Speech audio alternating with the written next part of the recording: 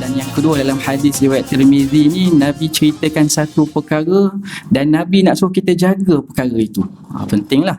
Iaitu Nabi sebut ada 4 golongan manusia. Ada 4 kategori manusia.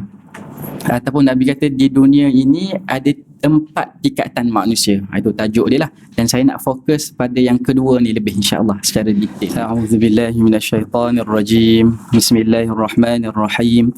Alhamdulillahirabbil alamin, hamdan katsiran tayyiban mubarakan fih. Alhamdulillah ala ni'maihi katsirah allati la tu'ad wa la tuhsa. Alhamdulillah ala ni'matil Islam, walhamdulillah ala ni'matil iman. Alhamdulillah ala ni'matil Quran, walhamdulillah ala ni'mati Muhammadin alaihi salatu wassalam. Alhamdulillah hatta yarda, walhamdulillah idza radi, walhamdulillah ba'da ar-ridha. Nahmaduhu subhanahu wa ta'ala hamdan katsiran tayyiban mubaraka, wa usalli wa usallim ala habibina wa maulana Muhammad ibn Abdullah sallallahu alaihi wa alihi wa sallam wa ala alihi wa ashabihi ajma'in. Qala rabbi shrah li sadri wa yassir li amri wa hlul 'uqdatam min lisani yafqahu qawli, amma ba'd. Pertama dan selamanya kita bersyukur kepada Allah Subhanahu Wa Taala atas segala nikmat, rezeki, kesihatan, kebaikan, al-afiyah, kesejahteraan yang Allah berikan kepada kita semua. Alhamdulillah ala kulli halin wa ni'mah. Jadi insya-Allah muslimin, muslimat yang dirahmati Allah sekalian, saya kira ni kali pertama lah saya datang untuk kuliah muslimat ni. Sebelum ini beberapa kali lah di kuliah maghrib. Kuliah maghrib. Ingat tak kenal jalan dah nak sampai kat sini tadi. Biasa kuliah maghrib pergi kat sana kan. Jadi untuk permulaan ni, sebagaimana kata Muhammad ibn Sirin, inna hadzal ilma dinun fanzuru amman ta'khudhu dinakum. Sesungguhnya ilmu ini adalah agama, maka lihatlah daripada mana kamu mengambil agama kamu. Jadi betul lah kita kena berkenalan lah, insya-Allah, secara ringkas. Sebab mudah-mudahan mungkin tuan-tuan, puan-puan nak ambil ilmu daripada saya ni, jadi nak kena kenal jugalah sedikit. Kita kata ta'aruf satu hala lah, saya lah yang ta'aruf diri ni. Kalau nak tanya seorang-seorang ni mungkin tak sempat lah. Tak sempat, ramai ni. Ini kali pertama jugalah saya kuliah muslimat seramai inilah. Masya Allah, rasa macam debar jugalah. Saya orang Terengganu. Pertamanya nama saya Hasan Basri bin Ali. Hasan Basri bin Ali, berumur 30 tahun.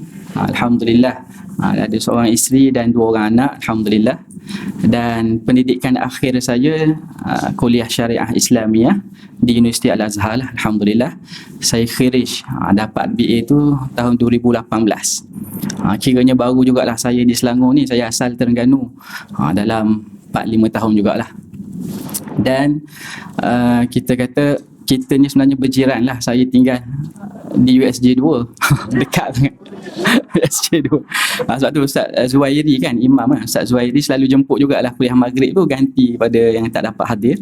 Dekat nak maghrib baru saya datang lah, 5 minit saja, USJ 2. Dan yang paling penting, saya ni bukan selebriti lah. Sebab biasa saya tahu kuliah muslimat Al-Falah ni, Masya Allah, ustaz-ustaz yang public figure lah, Masya Allah, ramai pun datang. Dia masuk sebelum jadi selebriti. Oh ya, Masya Allah. Masya Allah, nanti bimbang saya juga jadi selebriti nanti. Tapi mungkin tuan-tuan puan-puan mungkin tak tertukar lah dengan abang saya. Abang saya, dia mungkin selebriti lah kot. Dia Quran Time tu, alhamdulillah, dalam nak habis lah kan. Kita kata Quran Time tadabbur kan, amal tu, itu abang saya lah. Dulu jemaah saya bagi tahu ustaz handsome lagi daripada abang. Sekarang ni abang makin kurus lah, kurus pada saya lagi. Dia lebih handsome lah. Okay, wallahualam, itu serba sedikit lah. Yang penting kita ingat nama dan latar belakang pengajian tu lah. Sebelum ke Universiti Al-Azhar tu, saya di Mahat Tahfiz Terengganu, Al-Quran Terengganu. Dia yang pertama, sebelum kita mula ni, kalau ada tak faham boleh terus tanyalah bahasa Terengganu. Takut ada yang tak faham bahasa Terengganu. Ustaz Dusuki pun orang Terengganu juga kan? Kelantan, dia yang Kelantan, Masya Allah. Oh, asal Pahang. Asal. Oh, ya ke? Masya Allah. Besar Pahang. Oh, di Pahang. Oh, okey, Masya Allah. Okey, mudah-mudahan tuan-tuan itu serba sedikit lah berkenaan diri saya. Mudah-mudahan pertemuan kita pada pagi yang mulia ni diberkati oleh Allah Subhanahu Wa Taala. Okey, insya-Allah. Untuk pagi yang mulia ni sukalah saya nak kongsikan sebagaimana asas perbincangan kita pada pagi ini satu hadis Nabi SAW yang diriwayatkan oleh Imam Tirmizi. Hadis ni Nabi fokus dua perkara lah yang kita nak bincang pada pagi ini. Yang pertama, 3 perkara yang Nabi bersumpah akannya. Ini fokus yang pertama. Dan yang kedua, dalam hadis riwayat Tirmizi ni Nabi ceritakan satu perkara dan Nabi nak suruh kita jaga perkara itu. Pentinglah. Iaitu Nabi sebut ada 4 golongan manusia. Ada 4 kategori manusia. Ataupun Nabi kata di dunia ini ada 4 tingkatan manusia. Itu tajuk dia lah. Dan saya nak fokus pada yang kedua ni lebih insyaAllah secara detailnya. Cuma kita baca dulu hadis ni, kita ambil berkat lah. Kita kata bulan Maulidin Rasul ni kan, Maulidin Nabi. Dan saya pernah beritahu lah dalam kuliah Maghrib, kita kata macam mana nak buktikan cinta kita kepada Nabi ni tak lain dan bukan yang paling tinggi kita mengaji hadis. Betul tuan-tuan, puan-puan sekalian, saya ingat saya umum pekerjaan para sahabat selepas Nabi wafat, apa yang mereka buat? Mereka meriwayatkan hadis. Dia meriwayatkan kepada tabi'in, tabi'in riwayat kepada tabi'ut tabi'in sampai kepada zaman kita ni 1444 Hijrah, jauh kita dengan Nabi. Kita duk ingat kalau sahabat tak riwayat mungkin tak sampai hadis kepada kita. Jadi saya selalu sebut, kita pakai serban, jubah, kain rida, itu sabit daripada Nabi, sabit. Cuma kita kata sunnah lah, secara umum sunnah. Tetapi yang paling tinggi nak menyatakan cinta pada Nabi, mengaji hadis, belajar hadis tuan-tuan. Kerana dengan hadis ni kita akan kenal lah Nabi, kita akan tahu apa yang Nabi ucapkan insyaAllah. Okay, mudah-mudahan yang pertama sekali hadis ni riwayat Imam Tirmizi, kita baca dulu dalam bahasa Arab insyaAllah. Hadis ni diriwayatkan daripada Abu Kabsyah Al-Ambari, sahabat Nabi yang mulia lah. Dia kata, qala Rasulullah sallallahu alaihi wasallam, thalathatun uqsimu alaihinna wa uhaddithakum hadithan fahfazuhu. Nabi kata yang pertama ni 3 perkara aku bersumpah ke atasnya, dan yang kedua aku nak ceritakan kepada kamu satu perkara, maka jagalah ia. Maka 3 perkara yang Nabi sumpah ni, yang pertama, mana qasa malu abdin min sadaqah. Ini tuan-tuan mungkin selalu dengar dah. Kalau tak ingat matan dia, mungkin ingat makna dia. Yang pertama, Nabi kata tidaklah berkurang harta seseorang hamba ini daripada sedekah. Ini yang pertama. Yang kedua kata Nabi, wala zulima abdun mazlimatan fasabara 'alaiha illa zadahu Allahu 'azza. Tidaklah seorang itu dizalimi lalu dia bersabar, maka Allah angkatkan kemuliaan dia. Ini Nabi bersumpah ni. Maksud bila bersumpah ni, ini perkara yang besar lah, perkara yang payah kita nak buat. Tetapi bila mana Nabi sumpah, kita akan yakin insya-Allah dengan perkara ni. Dan yang ketiga Nabi kata, wala fataha abdun baba mas'alatin illa fataha Allahu alaihi babal faqri. Tidaklah seorang hamba ini dia membuka pintu meminta-minta, melainkan Allah buka pintu kepadanya pintu kefakiran. Ini yang ketiga. Dan fokus saya yang kedua lah insyaAllah pada pagi ini, yang mana Nabi ceritakan satu perkara, Nabi nak suruh kita pegang. Ada 4 kategori manusia. Cuma saya nak syarah secara ringkas dululah tentang 3 perkara yang Nabi bersumpah atas ni. Yang pertama sekali Nabi kata tidak berkurang harta tadi. Saya peribadi, mungkin tuan-tuan juga selalu dengar kuliah ni Ustaz. Banyak kali dah saya dengar hadis ni Ustaz. Betul tuan-tuan. Saya pun peribadi daripada dululah kita dengar. Zaman remaja. Sekarang ni muda lagi juga. Zaman muda. Zaman sekolah menengah lah. Tetapi yang membezakan saya, tuan-tuan, puan-puan, dan mungkin puan-puan lebih tinggi, berbeza dari sudut keimanan, yakin pada hadis ni. Sebab tu tuan-tuan kita sebut, matematik agama dengan matematik dunia ni dia tak sama kan. Kalau kita kata matematik dunia ni ada 10 bagi 5, tinggal 5 lah sikit. Tapi matematik agama dalam bab akidah sekalipun kan, rukun Islam ada 5, tak percaya, kita kata tak keluarkan zakat, tak percaya zakat wajib, 5 tolak 1, bukan 4, kosong. Rukun iman ada 6, kita tak percaya malaikat, wal'iyadzubillah, kita minta jauh, tapi 6 tolak 1 bukan 5, jadi kosong. Sama dah dalam bab ibadat ni, dalam bab kita kata syariat ni, dalam bab harta, insya-Allah kita kalau ada 10 tolak 5, Bukan 5 jawapan dia. Mungkin lebih lagi Allah akan bagi pada kita. Dan saya tak nak syarah panjang dalam bab ni tuan-tuan. Kerana saya ingat saya orang Selangor ni, dia ke depan lah dalam sedekah ni. Kawan kita belajar di Mesir tu ramai antaranya orang Selangor yang sponsor lah. Memang kita ingat ke depan. Isu banjir baru di Selangor, Masya Allah. Saya ingat saya sekejap saja dari sudut sumbangan ni kan. Ada kawan kepada ustaz saya tu di Lembaga Zakat Selangor ni lah, dia kata permohonan yang masa banjir yang pertama tu dekat 20,000 permohonan, dan dalam minggu itu juga diagihkan semua. Masya Allah lah, orang Selangor ni ke depan dalam sedekah. Cuma saya nak sebut keyakinan ni lah yang membezakan kita. Sebab tu kita kata iman seluruh manusia ditimbang dengan iman Abu Bakar As-Siddiq, berat iman Abu Bakar lagi. Kerana iman dia tinggi, dia percaya Nabi, sebab tu dia gelar As-Siddiq. Bahkan para ahli ilmu dia bincang, boleh ke kita nak tiru Abu Bakar As-Siddiq? Sedekah semua harta, boleh ke tak? Mungkin yang ada selalu dah dengar kuliah maghrib saja, dia dah tahu dah jawapan ni. Para ahli ilmu larang kita. Saya tak pasti sampai haram ke tak, tapi larang kita sedekah semua harta kita.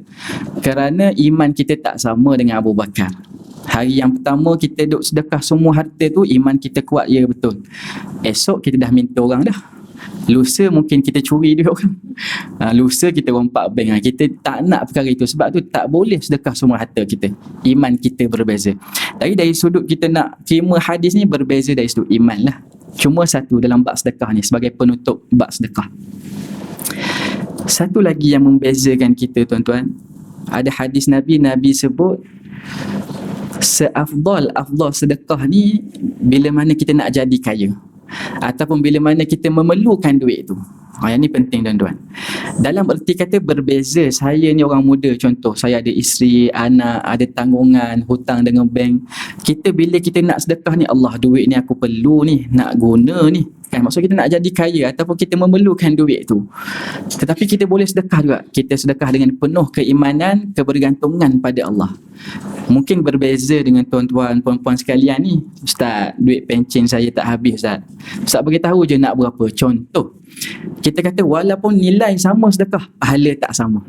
Kerana apa? Kerana pengharapan tadi tu. Kita bergantung, kita sedekah, kita yakin Nabi kata tak berkurang harta. Kita yakin Nabi kata takutlah neraka walau bisyikit tamrah, walaupun kita derma dengan separuh kurma. Dan kita tahu kita sedekah ni, kita mengharapkan rahmat Allah. Berbeza dengan orang sedekah, bagus juga sedekah tu, tapi dia tak ada perasaan. Tak apalah, kadang tu orang datang kat kedai makan kan, kita pun bagi RM5, tak apalah, nak biar dia lari. Bukan sebab kita nak tolong sangat, nak bagi dia lari. Kita tak ada perasaan tu. Jadi itu para ahli ilmu sebut, itu membezakan pahala tuan-tuan. Sedekah mungkin nilai dia lebih banyak, tapi dia tak ada perasaan. Berbeza yang saya sebut dengan saya tadi, contohlah.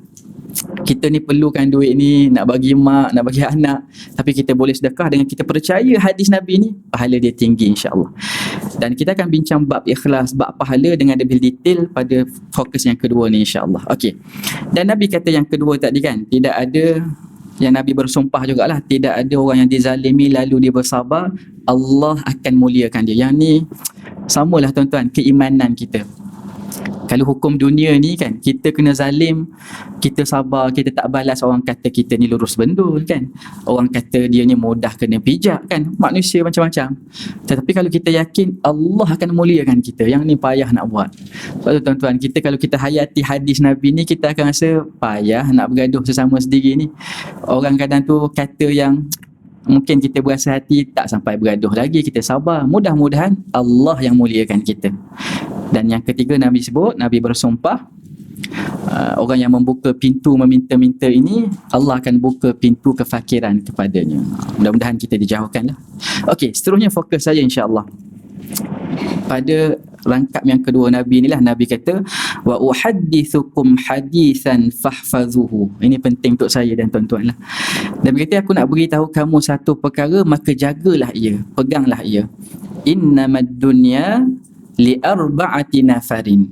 Kata Nabi, sesungguhnya dunia ini ada 4 kategori manusia ataupun 4 tingkatan manusia. Yang pertama sekali, abdin razaqahullahu malan wa ilman. Yang ni mudah-mudahan kita lah, iaitu seorang hamba yang Allah rezekikan kepada dia ni harta dan ilmu. Mesti kena ada sekali harta dan ilmu Allah rezeki. Fahuwa yattaqi fihi rabbih. dengan ilmu dan harta tadi dia bertakwa kepada Allah. Dan Nabi kata wa yasilu fihi rahimah, dengan harta dan ilmu tadi dia bertakwa, dia sambung silaturahim. Yang kedua, wa ya'lamu lillahi fihi haqqan, dan yang ketiga dia ni tahu Allah ada hak ke atasnya. 3 perkara ni cukup penting tuan-tuan dan puan-puan sekalian. Dengan ilmu dan harta kita bertakwa. Apa maksud takwa? Secara ringkas lah. Yang ni saya nak kena kongsi sikit sebab biasanya solat Jumaat orang lelaki je datang kan. Saya kalau di Mesir, muslimat dia datang juga. Memang dalam mazhab kita pun sebenarnya boleh datang kan. Tapi sunat je lah untuk perempuan ni. Okey. Dalam khutbah Jumaat menjadi rukun. Tok Imam ni seru Jumaat ni supaya bertakwa kepada Allah. Dalam bahasa Arab, walaupun orang tak faham, rukun. Dalam erti kata, kalau tuan-tuan muslimin lah antaranya, kalau pergi Jumaat, Tok Khatib lupa, ittaqullah, lupa nak sebut yang tu, tak sah khutbah tu.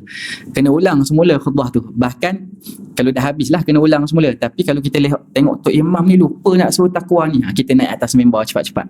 Muslimin lah. Naik tu jangan tolak Tok Imam. Naik tu bisik kat telinga Tok Imam. Tok Imam lupa tu rukun yang pertama tu, rukun takwa. Kena cepat-cepat. Sebab tu kalau ada ilmu, insya-Allah mudah pekerjaan. Okey. Takwa ni secara ringkas Tok Khatib selalu sebut, khulasahnya kita taat segala perintah Allah, melaksanakan segala suruhan Allah, dan kita meninggalkan larangan Allah. Ini maksud takwa. Walaupun kalau kita nak bincang detail, banyak sangat takrifan takwa ni kan.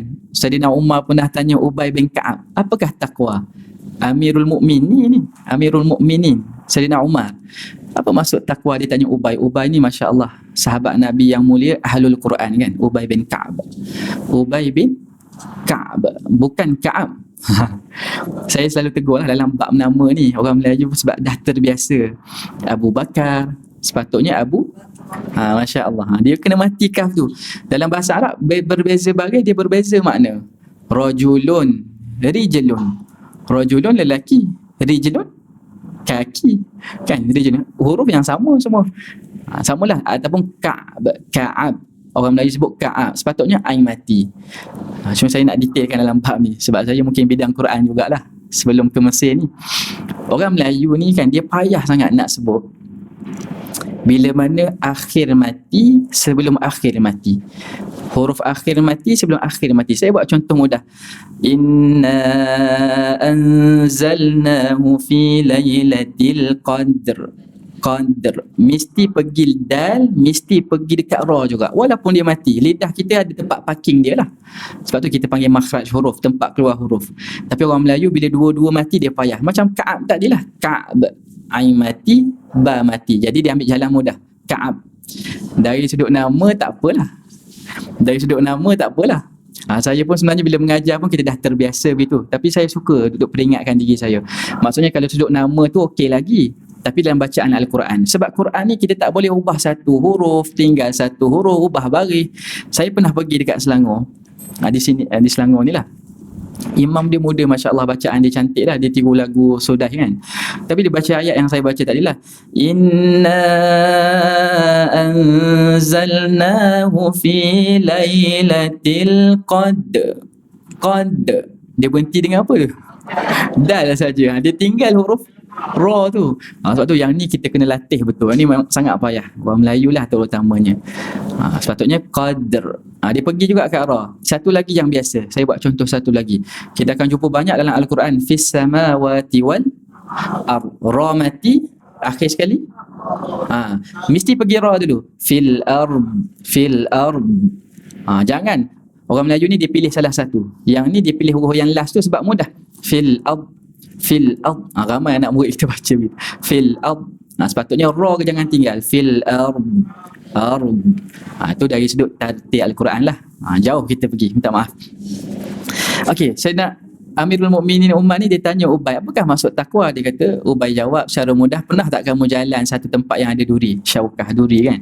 Lalu dia kata, pernah. Apa yang kamu buat? Sayyidina Umar kata, aku jalan dengan penuh berhati-hati, takut kaki aku ni kena duri tu.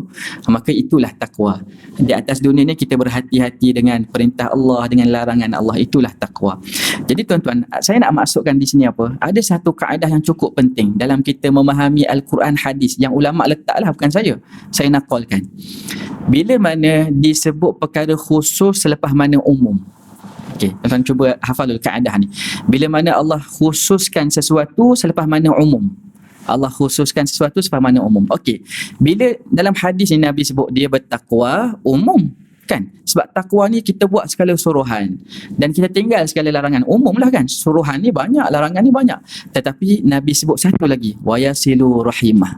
Disambung satu rahim. Sambung satu rahim termasuk tak dalam takwa? Termasuk kan? Nampak tak? Nabi mengkhususkan. Kita kata agama lah wahyu Allah.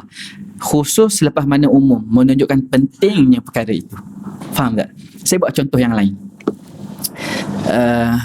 Ayat yang sama, inna anzalnahu fi lailatul qadr wa ma adraka ma lailatul qadr lailatul qadri khairum min alfiyah tanazzalul malaikah. Malam Lailatul Qadar ni malaikat turun. Orang Melayu kita malaikat ni satu, tapi bahasa Arab malaikah tu jamak, ramai malaikat. Okey, dalam bahasa Arab kalau seorang malaikat panggil malak, masya-Allah, malak. Jadi jamak dalam bahasa Arab ni malaikah. Orang Melayu dia ambil yang jamak tu. Jadi malaikat kita jamak pula. Tak apalah, itu dia sebut bahasa, boleh lah. Cuma nak cerita, malam Lailatul Qadar ni para malaikat, banyak malaikat turun, dan Allah sebut tanazzalul malaikah waruh. Siapa waruh ni? Seingat saya sepakat ahli tafsir kata waruh ni malaikat Jibril. Dah malaikat Jibril termasuk tak dalam para malaikat tadi?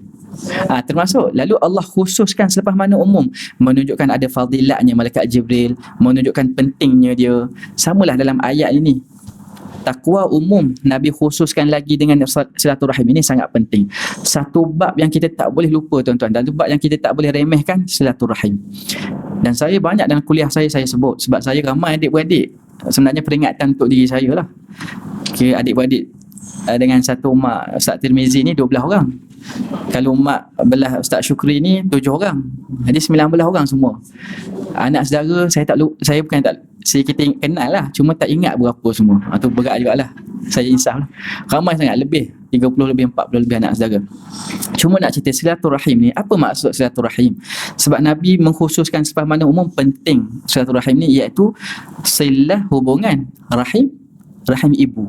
Iaitu sebenarnya ayat Al-Quran ataupun hadis Nabi tentang kena jaga silaturahim, besar fadilat sambung silaturahim, yang kita kata yang ada kena mengena dengan rahim ibu ni lah. Itu maksud silaturahim. Ataupun lebih luas kita kata yang ada pertalian darah dengan kita sampai ke anak saudara, terutamanya adik-beradik. Jangan sesekali bergaduh dengan adik-beradik tuan-tuan, terutama bila mak ayah tak ada lah. Tuan-tuan mungkin lebih pengalaman dengan saya duk fikir dah mak ada lagi. Saya fikir mak ada pun mungkin raya baru jumpa semua adik-beradik. Kadang tu kita balik, dia tak balik kan. Tetapi kalau kita bergaduh, mak ayah tak ada, mungkin payah kita nak jumpa. Dan dalam bab ni memang agama tekankan hubungan silaturahim ni yang ada pertalian darah. Ada pun kawan kita, dia tak panggil silaturahim. Kadang-kadang orang silap faham. Ustaz, jom petang ni kita pergi silaturahim rumah Ahmad kan. Ahmad tu jemaah dia lah, kawan dia. Dia bukan silaturahim, silap istilah tu. Kalau dia tak ada hubungan dengan kita, dia panggil Masya Allah, ukhwah Islamiyah. Innamal mu'minuna ikhwatun, Allah sebut. Kita ukhwah dengan dia kena atas dasar satu agama Islam tu. Sebab tu yang Nabi duk tekankan sangat jangan putus tu siapa? Bukanlah saya nak sebut kawan ni boleh putus, tak boleh juga. Cuma yang lebih utama, yang ancaman dalam hadis ataupun fadilat sambung satu rahim ni banyak kita jumpa berbentuk ancaman dan berbentuk fadilat. Fadilat sambung satu rahim biasa kita dengar. Nabi kata barang siapa yang ingin dipanjangkan umur dia dan dimurahkan rezeki dia, fayasilu rahimah. Mudah-mudahan tuan-tuan ni untuk antaranya untuk diri saya lah, penting satu rahim. Rahim tu dia yang pertalian darah. Pertalian darah. Asalnya rahim ni rahim ibu lah, tapi kita luaskan kaum kerabat lah yang ada pertalian darah dengan kita. Tetapi bila kita bincang kaum kerabat pun, adik-beradik lebih utama. Dalam hadis kalau nak bantu bantu adik-beradik perempuan dulu. Maksudnya dua-dua susah. Adik-beradik lelaki, perempuan susah. Bantu yang perempuan dulu. Tapi kalau lelaki susah, perempuan okey, bantu je lah lelaki dulu. Maksudnya agama ni dia detail. Dalam bab ni dia jaga betul untuk kekeluargaan ni. Nasab terutamanya. Masya Allah.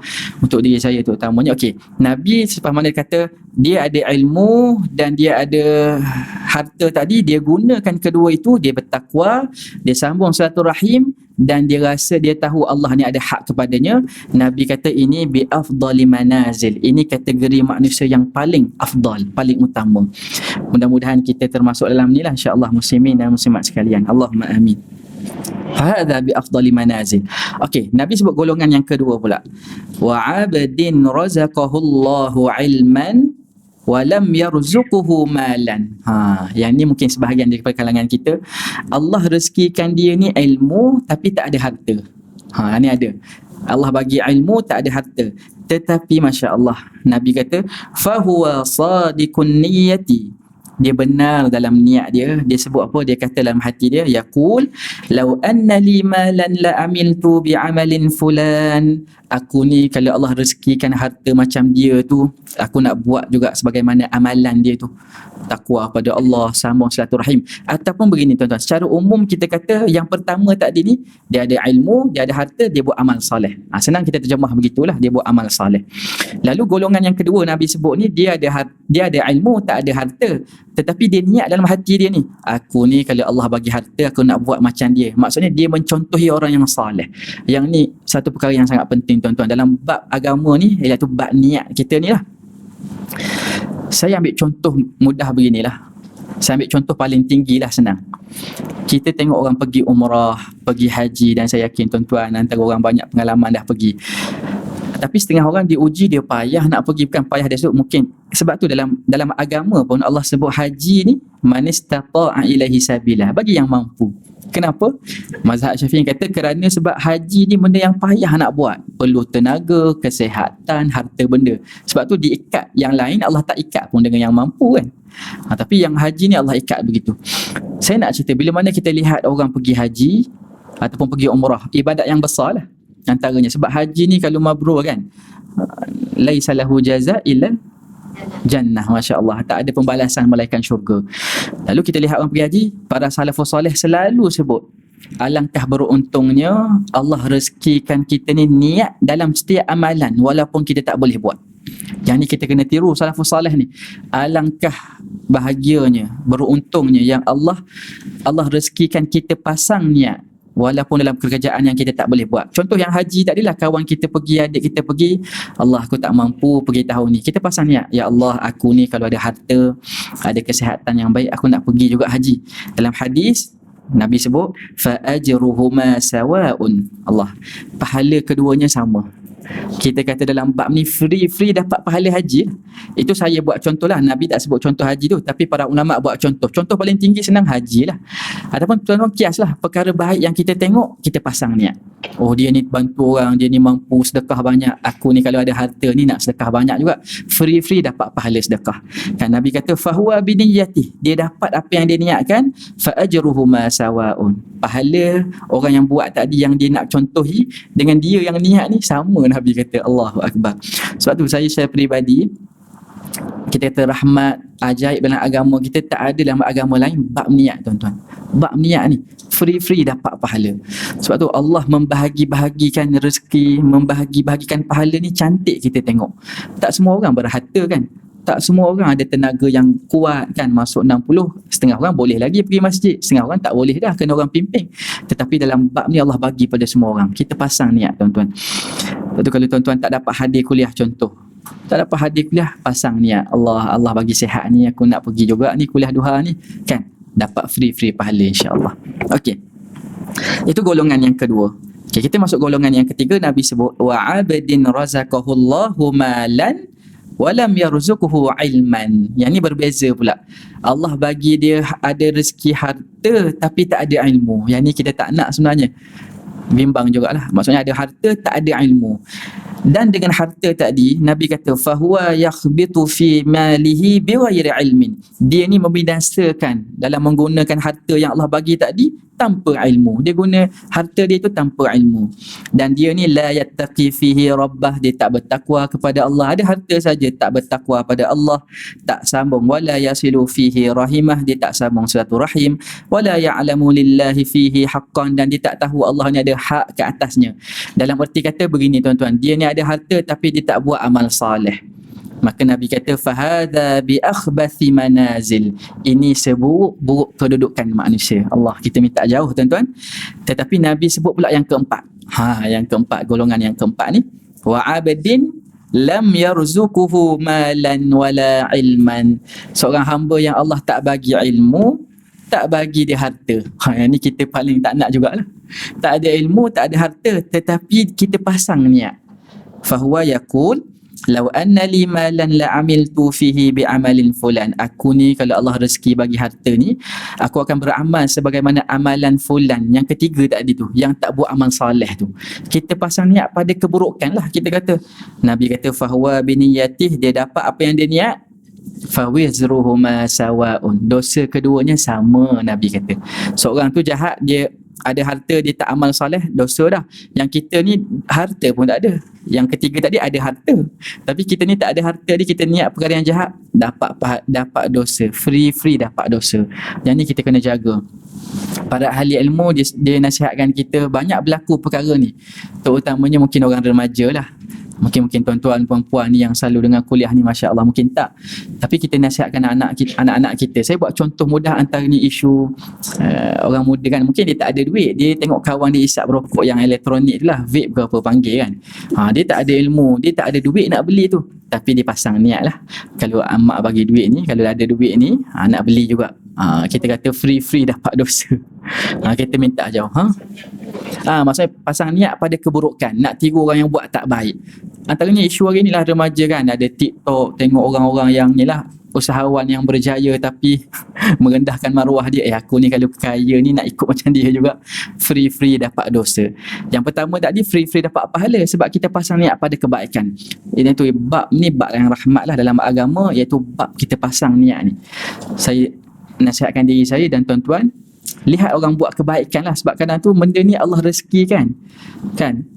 Saidina Umar dia sebut kan, kita ni tak bimbang Allah mustajab doa ke tak, tapi kita bimbang Allah ni tak rezekikan hati yang nak berdoa. Nampak tak beza? Setengah orang ni bimbang, Allah kima tak ni mustajab ke tak? Tak, kita kena bimbang hati tu nak berdoa ke tak. Kata Saidina Umar, kalau hati tu nak berdoa, kita berdoa, ada mustajab. Mustahil Allah tak terima doa kita, mustahil tuan-tuan. Dalam hadis riwayat Imam Ahmad, Allah akan terima doa dengan 3 cara yang kita maklum semualah.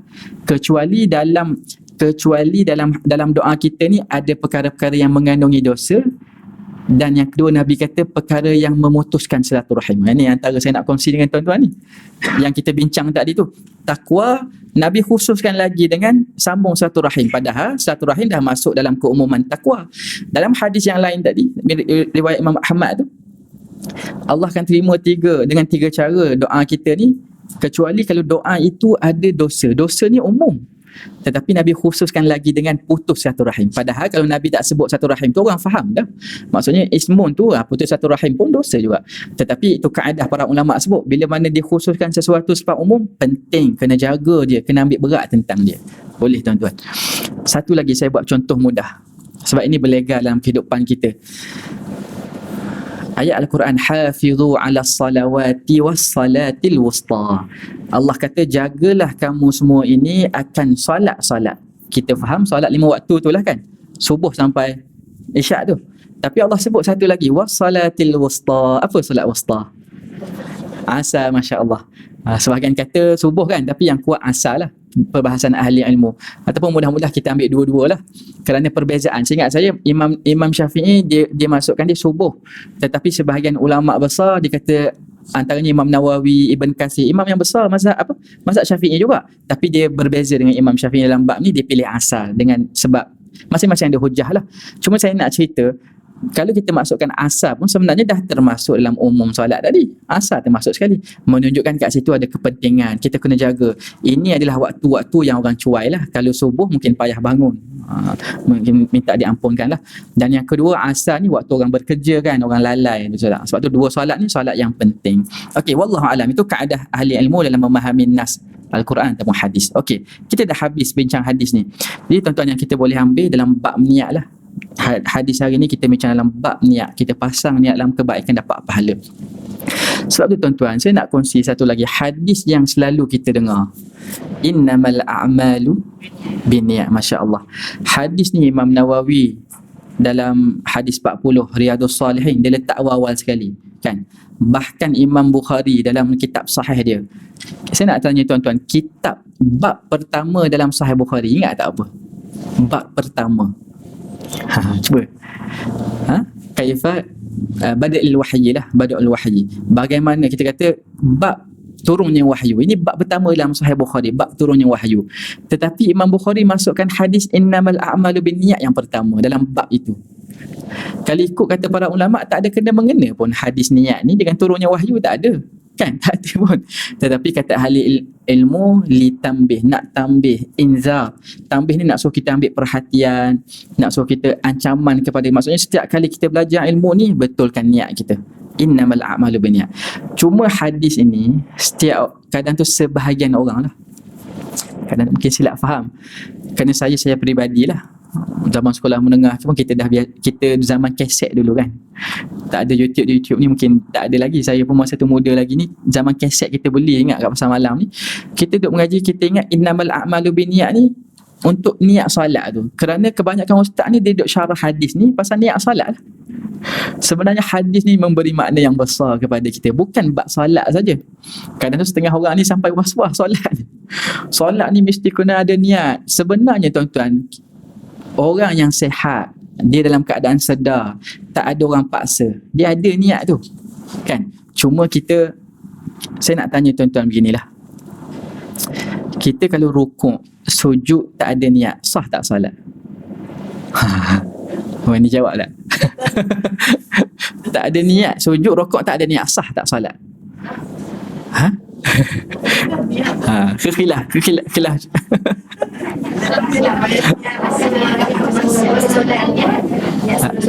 Hadis niat sekali dah tu.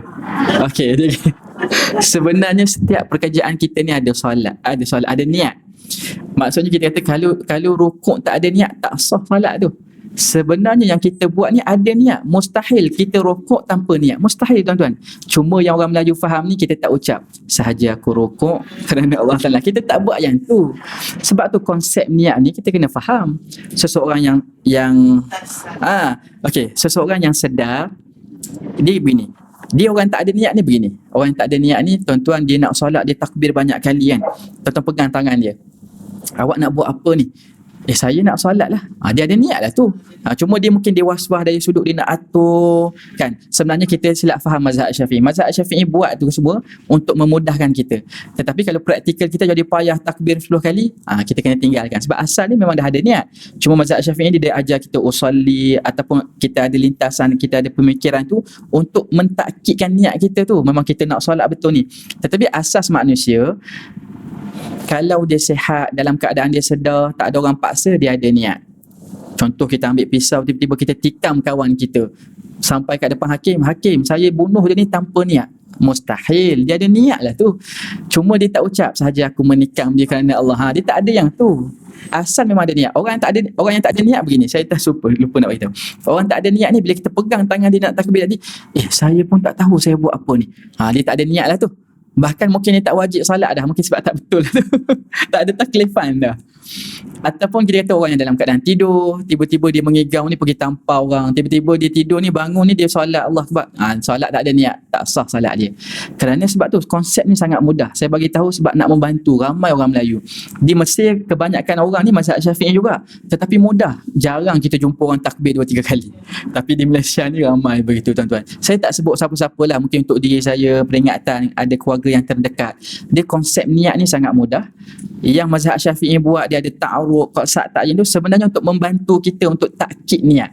Adapun kita kata sampai kalau kita guna mazhab Syafi'i jadi payah, itu bukan tujuan mazhab Syafi'i. Wallahu alam. Itu maksud niat lah. Jadi saya fokus hadis ni bukan bahas pasal niat saja. Bukan bahas pasal niat salat. hadis ni sebenarnya lebih terfokus pada menggesa kita ikhlas dalam amalan. Yang ni ramai orang tak sentuh. Hadis yang kita selalu baca, innamal a'malu binniyat wa innamal likulli imri'in ma nawa. Saya yakin sebahagian orang ingat hadis ni. Hadis ni Nabi lebih terfokus nak gesa kita ikhlas dalam amalan tu. Bukan Nabi nak sebut okey mesti kena ada niat dalam solat. Sebab hadis ni pun selepas hijrah tuan-tuan turun. Hadis ni selepas hijrah turun. Solat bila? Solat sebelum lagi. Kalau kita apa kaitan dia? Takkan kita nak kata maksudnya Nabi sebelum sahabat sebelum hadis ni turun tak ada niat. Nampak tak? Sebab tu kita kena faham konsep niat ni, dia mudah. Okey, hadis ni dia nak bincang tentang ikhlas dalam amalan. Okey, kita nak bahas sikit. Innamal a'malu binniyat. Nabi kata sesungguhnya setiap amalan itu bergantung dengan niat.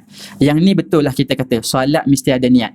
Yang lebih utama kita nak membezakan solat tu, solat sunat ke, solat fardu ke, ataupun nak membezakan adat dengan ibadat. Ini perbincangan ahli ilmu ni.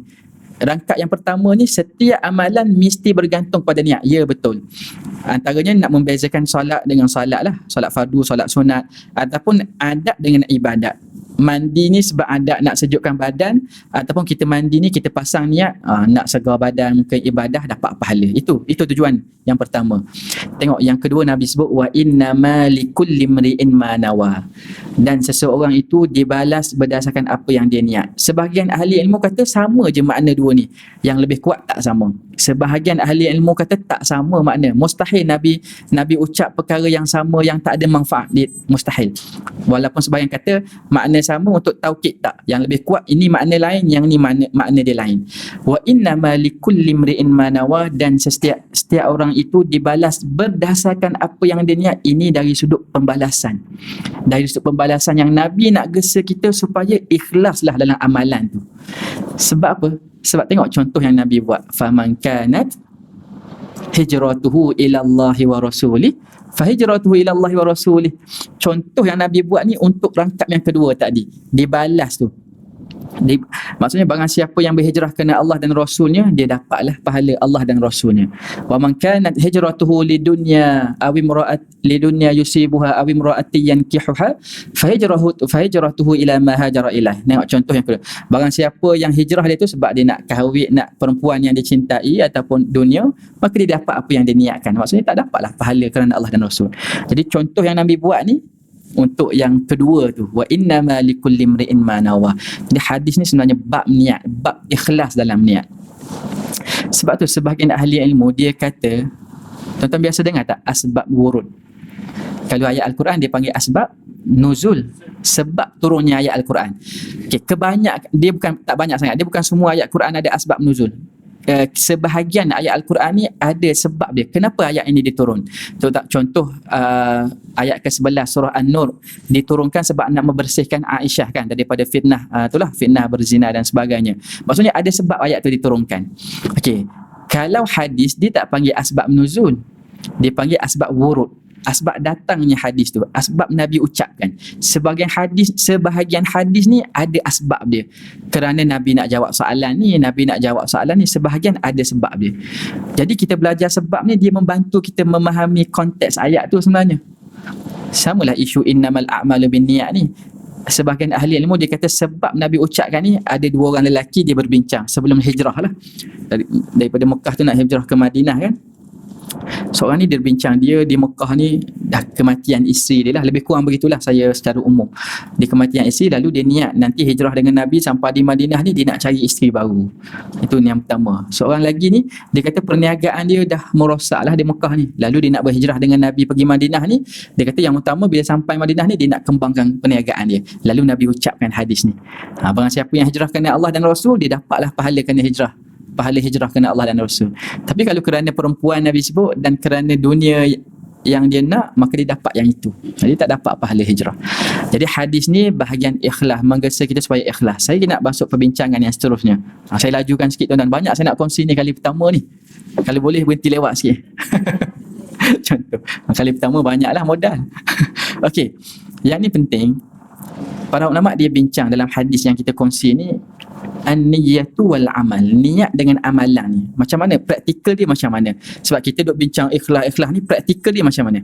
Okey, para ulama dia letakkan manusia ni dalam amalan. Niat dengan amalan yang kita buat ni ada 4 kategori orang. Ada 4 kategori manusia dalam niat dengan amalan ni. Saya ambil contoh amalan mudah, solat lah. Tuan-tuan kiaskanlah, ini untuk semua amalan. Saya buat contoh solat. Kategori orang yang pertama ni, dia buat ibadah amalan solat, dia niat memang daripada awal lagi kerana Allah Ta'ala. Dia niat kerana Allah Ta'ala.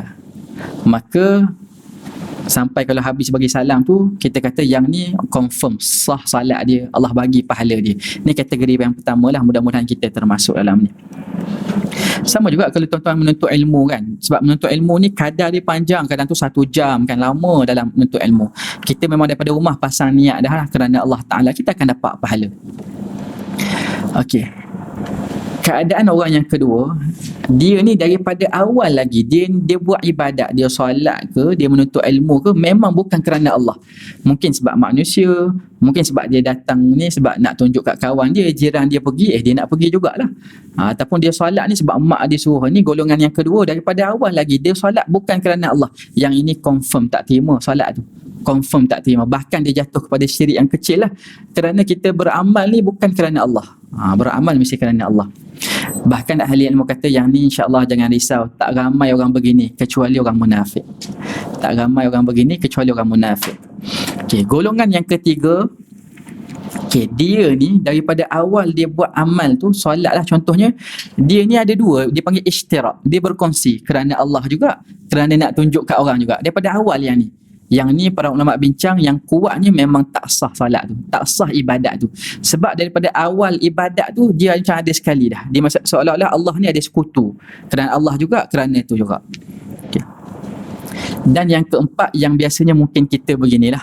Ni saya fokus kita kat gini. Yang keempat ni, niat asal dia datang menuntut ilmu, solat asal niat kerana Allah dah.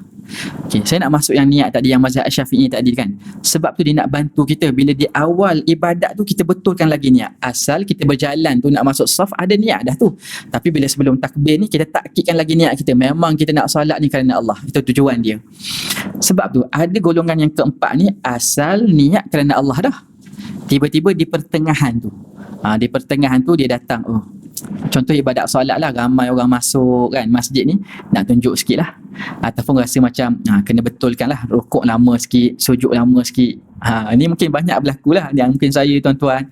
Yang ni perbincangan ahli ilmu. Awal niat kerana Allah dah, di pertengahan ibadat tu ada gangguan lah, maksudnya nak tunjuk kat orang. Dia panggil syirik yang yasir, riya'u yasir lah, maksudnya riak yang sedikit lah. Riak ni kan kita nak tunjuk kat orang kan. Yang ni para ahli ilmu alhamdulillah lah, rahmat, dia bincang bila mana kita cepat-cepat istighfar. Maksudnya bila ada perasaan tu kita cepat-cepat tepis. Kalau selain ibadat solat kita istighfar, ya Allah ampunilah aku kan ini, maka kita akan ibadat tu sah lagi. Sebab asal kalau daripada awal tak ada riak kan, bergabung dengan niat kerana Allah, memang tak sah. Tetapi kalau di pertengahan insya-Allah sah lagi. Cuma para ahli ilmu dia bincang juga, kalau perasaan tadi tu berterusan, macam mana?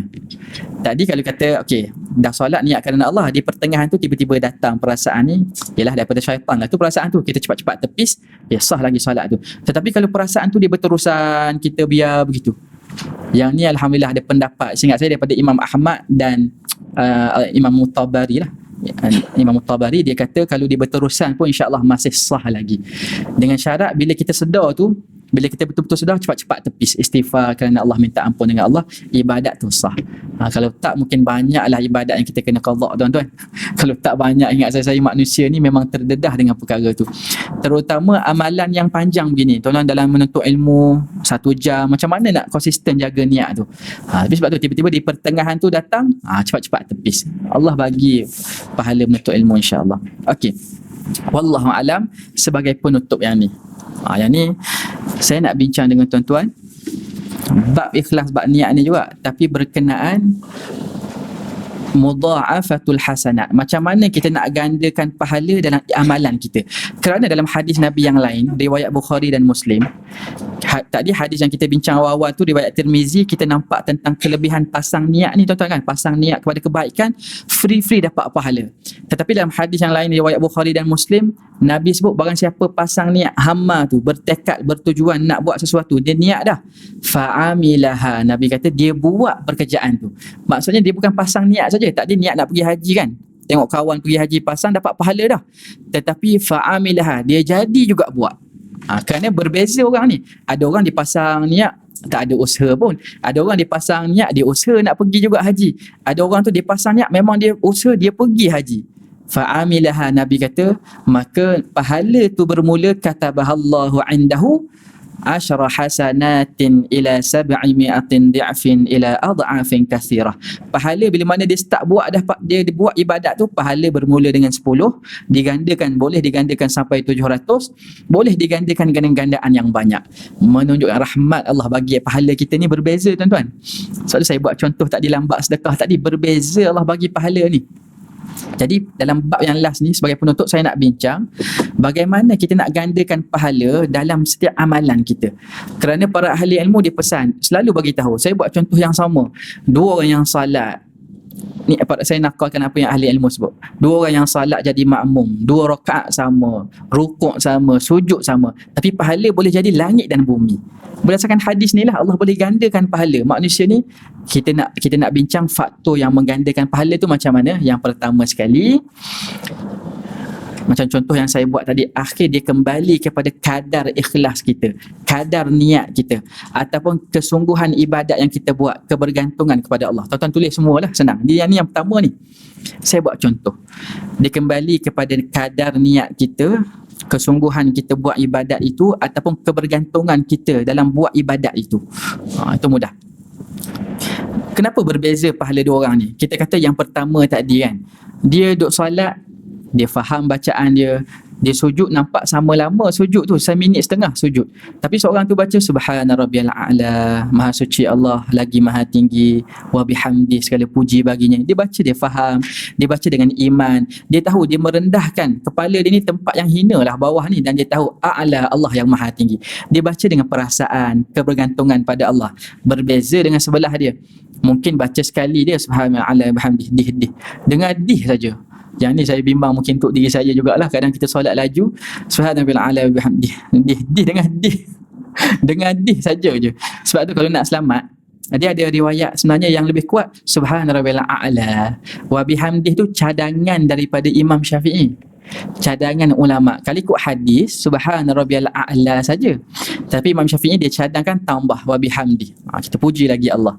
Kalau kita boleh buat cantik lah, tapi kadang tu orang ni bila panjang sangat dia baca laju dengan dih tak, subhana rabbiyal a'la, maha suci Allah Tuhan yang lagi maha tinggi. Mudah-mudahan tuan-tuan kita kata sebab itulah berbeza. Tetapi dalam mazhab Syafi'i pun dia sebut, selepas dia terang ni kan, rukun solat, syarat-syarat solat, perkara yang membatalkan solat, akhir sekali dia sebut kadar Allah terima solat kita ni, pahala yang Allah akan bagi ni dengan kadar niat ikhlas kita tu macam mana. Sebab tu dulu saya faham niat ikhlas lah, tak, ikhlas ni dia ada kadar dia. Makin tinggi kita ikhlas, kita bergantung pada Allah, tinggi pahala yang kita dapat berdasarkan hadis ni. Okey, ni faktor yang utama. Saya nak huraikan lagi biar kita lebih nampak, tuan-tuan akan ingat sampai bila-bila yang ni. Dalam agama banyak amalan yang simple, sedikit tetapi pahala besar. Banyak kan ustaz-ustaz kita ajar kan. Antaranya man akhiru kalamihi la ilaha illallah dakhalal jannah. Barang siapa yang akhir kalam dia la ilaha illallah masuk syurga. Kita fikir kalau hidup dia sebelum ni macam tak bagus, tapi dia sempat mengucap macam kita banyaklah. Kita panggil tashkik kita kan, syubhah. Maksudnya amalan simple tetapi fadilat besar. Yang ni tuan-tuan cek, kalau betul lah Nabi sebut, memang ada daripada hadis Nabi kata fadilat dia begitu, kita sebagai seorang Muslim kita percaya.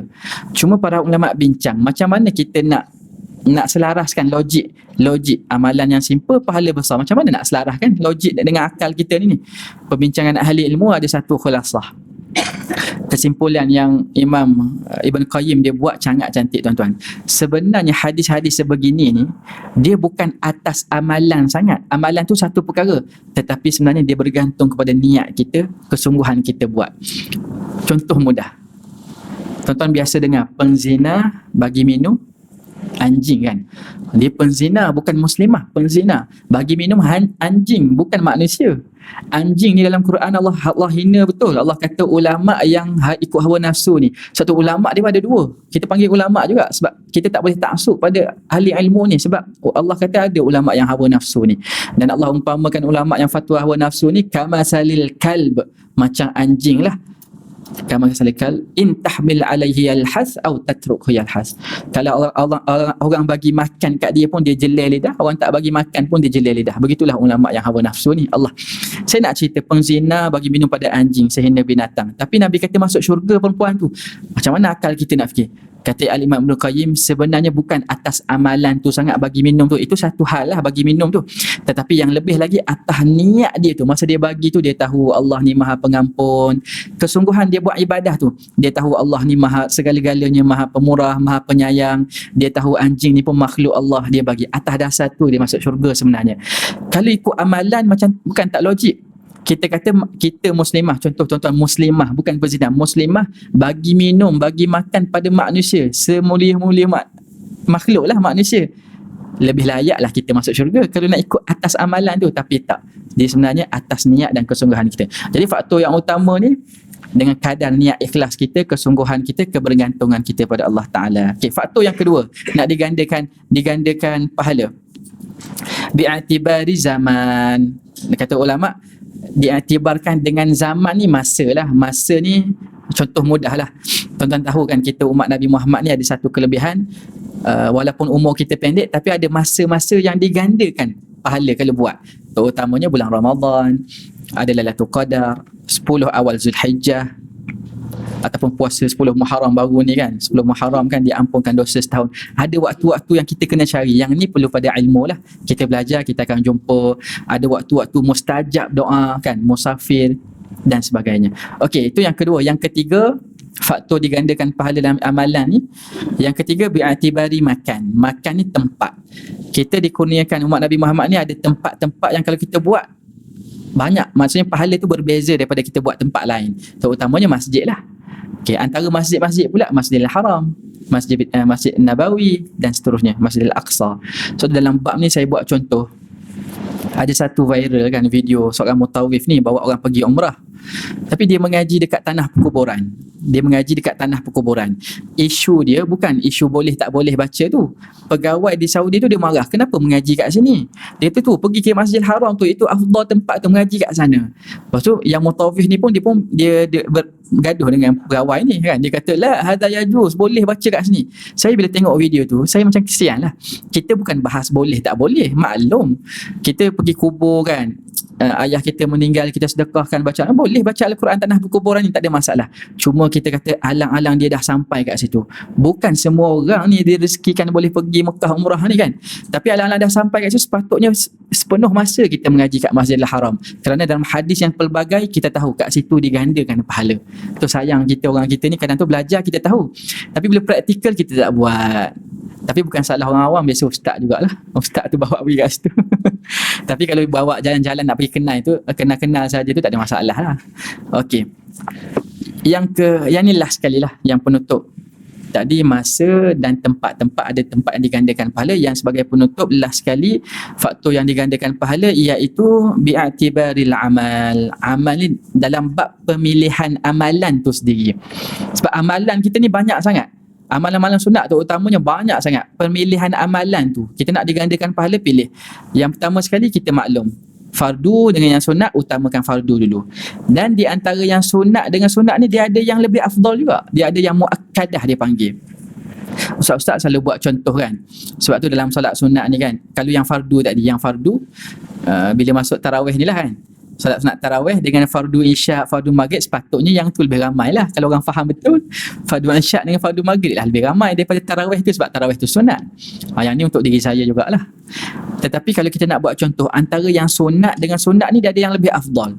Saya minta bertaubat dari situ. Kita ingat zaman kita jadi imam tarawih masa di Mahat Tafih kan, masa zaman ni lah, sekolah menengah ni kan, kita ialah orang muda kan, kita sibuk nak kejar tarawih tu lah 20 rakaat. Kita tak buat solat sunat rawatib ba'da isyak tu. Sedangkan dalam mazhab Syafi'i, bahkan jumhur ahli ilmu sebut Solat rawatib selepas isyak ni dia lebih utama daripada tarawih tu. Dan saya lupa perbincangan dalam mazhab Syafi'i ni dari sudut pahala tu. Kalau kita tinggal yang afdal ni, rawatib kita buat yang tak, yalah tarawih pun afdal juga, tapi yang lebih afdal. Dia bincang dari sudut pahala dapat ke tak. Saya lupa perbincangan dia. Tapi dari sudut afdal kita kena tahu rawatib itu lebih afdal. Mungkin seingat saya di Selangor hari ni kalau kita jadi imam pun macam tak berlaku dah perkara tu. Maksudnya kalau kita zikir cepat-cepat pun kita solat ba'diyah dulu, barulah solat sunat tarawih. Jadi pemilihan amalan ni pentinglah dalam menentukan kita nak cari pahala yang digandakan. Yang ni tak dapat dinafikan, mesti dengan ilmu lah. Kita duk mengaji hari-hari ni, insya-Allah kita akan dapat perkara ni. Wallahu a'lam tuan-tuan muslimin dan muslimat dan rahmati Allah sekalian. Seingat saya berhenti di sinilah. Dan saya mohon maaf lah atas mungkin kalau ada yang tak faham ataupun mungkin saya laju sikit bercakap, sebab banyak saya nak kongsi hari ni pun tak habis lagi sebenarnya ni. Tapi mudah-mudahan ada kesempatan kita berjumpa lagi. Segala yang baik daripada Allah Ta'ala, segala yang buruk daripada kelemahan diri saya. Aqulu qawli hadha wa astaghfirullahal azim. Assalamualaikum warahmatullahi wabarakatuh.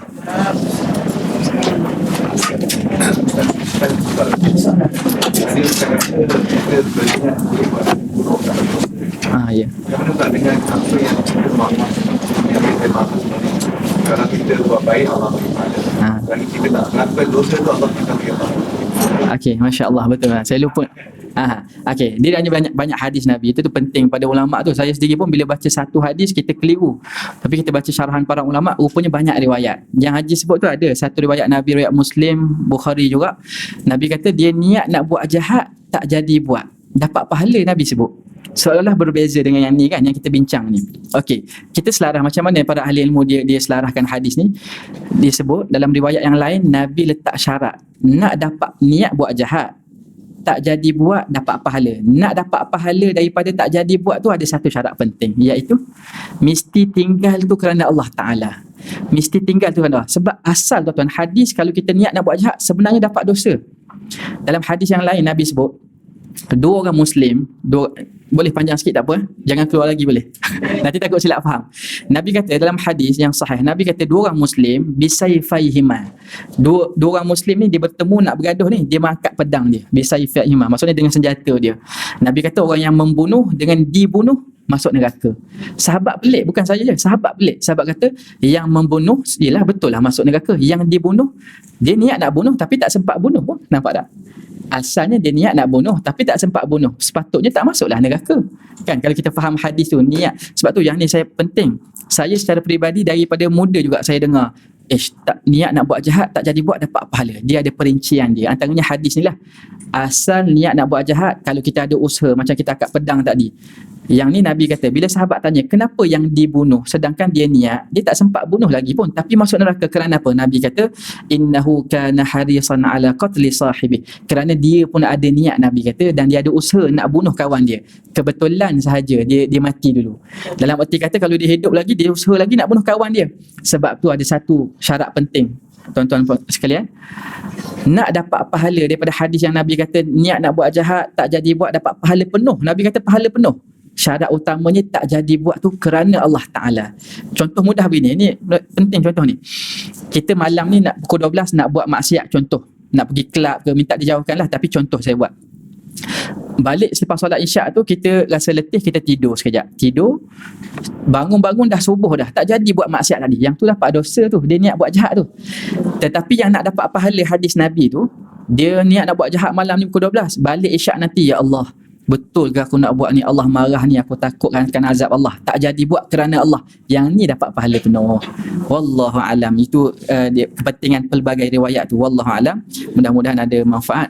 Kita tutup dengan tasbih kafarah dan suratul As. Subhanakallah bihamdik, nasyhadu an la ilaha illa anta wa nastaghfiruka wa natubu ilaik. Wa sallallahu ala Muhammad wa ala alihi wa sahbihi wa baraka wa sallam. Alhamdulillahirabbil alamin.